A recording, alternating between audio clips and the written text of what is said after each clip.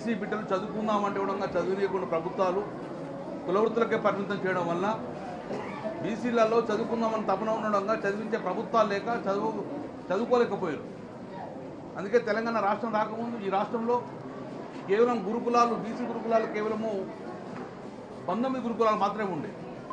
అందులో 7,500 మంది విద్యార్థులు మాత్రమే చదువుకున్నారు. అంతకన్నా ఎక్కువ బిడ్డలు చదివించే పరిస్థితి లేదు. తద్వారా విద్యకు దూరంగా ఉండే బీసీ బిడ్డలు. అందుకే గౌరవ ముఖ్యమంత్రి కేసీఆర్ గారు ఈ బీసీ బిడ్డలు చదివిస్తే మట్టిలో మాణిక్యాలు వెళ్తాయని చెప్పేసి ఈ యొక్క రాష్ట్ర భవిష్యత్తు బీసీ బిడ్డలు ఉంటారని చెప్పేసి భావించు. అందుకే 19 గురుకులాలను ఈరోజు 327 గురుకులాలను బీసీ గురుకులాలు చేయడము. తద్వారా ఈ 327 గురుకులాల్లో 1,65,800 మంది విద్యార్థులు ఈరోజు చదువుతున్నారు. 10 సంవత్సరాల కేసీఆర్ పరిపాలనలో ఎక్కడ ఇబ్బంది లేక తల్లిదండ్రులంగా కులవృత్తులు బంద్ చేసి తన బిడ్డలను ఈరోజు స్కూళ్ళకు పంపించిన పరిస్థితి ఉండేది. కానీ ఈరోజు ఒక బీసీ బిడ్డగా బాధపడుతున్న బీసీ విద్యార్థులు ఈ ఆసుపత్రి వస్తే ఆ 10 సంవత్సరాలు ఎలా ఉండే పిల్లలు సంతోషంగా ఉండే చెప్తున్నారు వాళ్ళు. కానీ ఇప్పుడున్న 8-9 నెలల లోపల ఒకటేసారి ఈ వ్యవస్థను నిర్వీర్యం చేయడం జరిగింది. ఈరోజు డైట్ ఛార్జీలు లేవు, ఈరోజు కాస్మెటిక్ ఛార్జీలు రాలేదు. పిల్లలు కూడా మీరున్నప్పుడు ప్లేట్లు ఇచ్చిండ్రు, మనకు ట్రాక్ డ్రెస్సులు ఇచ్చిండ్రు, బ్యాగులు ఇచ్చిండ్రు, కానీ ఇప్పుడు ఏమీ వచ్చే పరిస్థితి లేదు. అంటే బీసీను మళ్ళీ విద్యకు దూరం చేసే ప్రయత్నం చేస్తున్నాడు. మేమే తన చైర్మన్ ఆ రోజు చైర్మన్ అప్పుడు మేము ఒక భయంతో పనిచేసాం. ఎక్కడ బీసీ బిడ్డలు ఒక బిడ్డ కూడా డ్రాప్అవుట్ కావద్దని చెప్పేసి భయంతో పనిచేసినాం. 3 నెలలకోసారి హైదరాబాద్లో సమీక్షలు పెట్టాం, ఆర్సీఓలతో సమీక్షలు పెట్టాం, వార్డెన్లతో సమీక్షలు పెట్టాము, ప్రిన్సిపాల్తో సమీక్ష పెట్టాము. అక్కడ ఉన్న ప్రాబ్లమ్స్ వెంటనే అక్కడనే శాంక్షన్ చేసుకొని గౌరవ ముఖ్యమంత్రి గారు దాన్ని గ్రీన్ ఛానల్ ఇచ్చి అక్కడక్కడ శాంక్షన్ చేసుకొని ప్రజలకు ఈరోజు ఇంటికన్నా ముఖ్యము బీసీ హాస్టల్ అని చెప్పేసి ఉండే పరిస్థితి ఈరోజు కుప్పగులే పరిస్థితికి వచ్చింది. ఈరోజు ఇట్లయితే పిల్లలు పంపిస్తారా తల్లిదండ్రులు? పిల్లలు చదువుకోగలుగుతారా?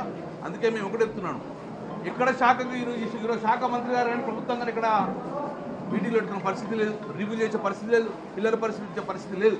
ఇట్లయితే మా బీసీలందరూ డెఫినెట్గా మా బిడ్డల భవిష్యత్తు అంధకారం బట్టి మేము పోరాటం చేయక తప్పదు. అందుకే ఇప్పటికి ఇమ్మీడియట్గా అయినా ప్రభుత్వం స్పందించండి, రివ్యూ మీటింగ్ పెట్టండి, పిల్లలకు గ్రీన్ ఛానల్ అందియండి, పిల్లలు ఎంకరేజ్ చేసుకోండి, విద్యను కూడా నిర్మితం చేయకండి. తద్వారా బీసీలకు గతంలో తెలంగాణ రాష్ట్రాలకు ఎలా అన్యాయం జరిగిందో అలాగే వాళ్ళు అన్యాయం చేసే ప్రయత్నం కాబట్టి ఒక బీసీ బిడ్డగా, బీసీ జాతి బిడ్డలుగా డెఫినెట్గా పోరాడితే ప్రభుత్వం ఇప్పటికే మేల్కొల్వండి. పిల్లల భవిష్యత్తు అంధకారమయ్యే పరిస్థితి వచ్చింది. ఒకవైపు స్నేక్ బైట్స్ అవుతున్నాయి, ఒకవైపు ర్యాబిట్ బైట్స్ అవుతున్నాయి, ఒకవైపు విషాహారం అవుతుంది.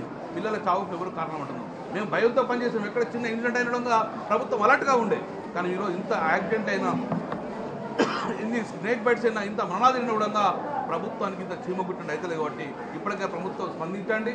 పిల్లల భవిష్యత్తుతో ఆటలాడుకోకండి. పిల్లల భవిష్యత్తును మీరు బంగారు తీసుకు ఉండడం లేకుంటే డెఫినెట్గా రేపు రాబోయే కాలంలో బీఆర్ఎస్ పార్టీ పిల్లల పక్షాన, బీసీ పిల్లల పక్షాన పోరాటం చేస్తుంది.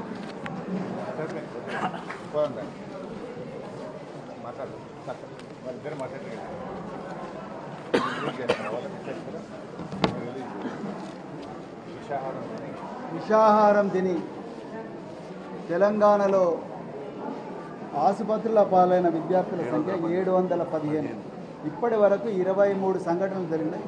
దయచేసి ఇది మీడియా వాళ్లకు మరి అందజేస్తున్నా. దయచేసి దీని గురించి తల్లిదండ్రుల లోపల మరి దీనికి అవేర్నెస్ రావాలి. ప్రభుత్వం మనం మంచిగా పిల్లలు బతుకుతారు, బాగా చదువుకుంటారు, వాళ్ళ భవిష్యత్తు బాగుంటుందని పంపిస్తే ఇలా విషాహారం సంఘటనల వల్ల వాటి బారిన పడ్డ విద్యార్థుల సంఖ్య 715, 23 సంఘటనలు జరిగాయి. మీడియా వాళ్ళకు దయచేసి రిలీజ్ చేస్తున్నా, మీరు కాపీలు తీసుకోండి.